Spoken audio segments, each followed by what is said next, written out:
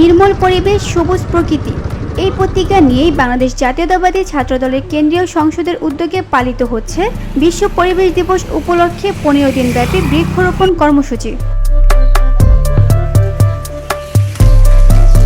সবুজে বাঁচুক দেশ, সবার আগে বাংলাদেশ এই স্লোগানকে সামনে রেখে সিরাজগঞ্জের শাহজাদপুর উপজেলার চরাচিথলিয়ায় রবীন্দ্র বিশ্ববিদ্যালয় ছাত্রদলের পক্ষ থেকে আয়োজন করা হয় এক ব্যতিক্রমধর্মী বৃক্ষরোপণ কর্মসূচি।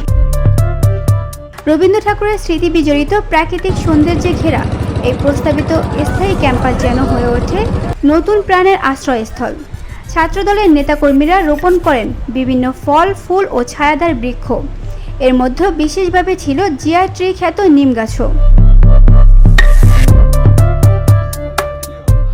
আষাঢ়ের শান্ত বিকেল, সবুজের এই আয়োজন ঘিরে প্রাণ ফিরে পায় পুরো এলাকা। ছাত্রদলের স্বপ্ন চিরসবুজ ক্যাম্পাস আর সবুজে মোড়ানো বাংলাদেশ।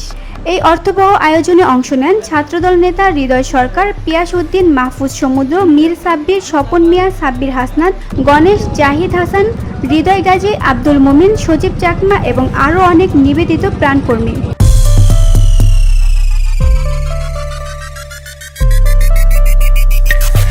সবুজের হাত ধরে এগিয়ে চলুক বাংলাদেশ, এই কামনা ও প্রতিশ্রুতিতে শেষ হয় রবীন্দ্র বিশ্ববিদ্যালয় ছাত্রদলের বৃক্ষরোপণ কর্মসূচির এক অনন্য দিন।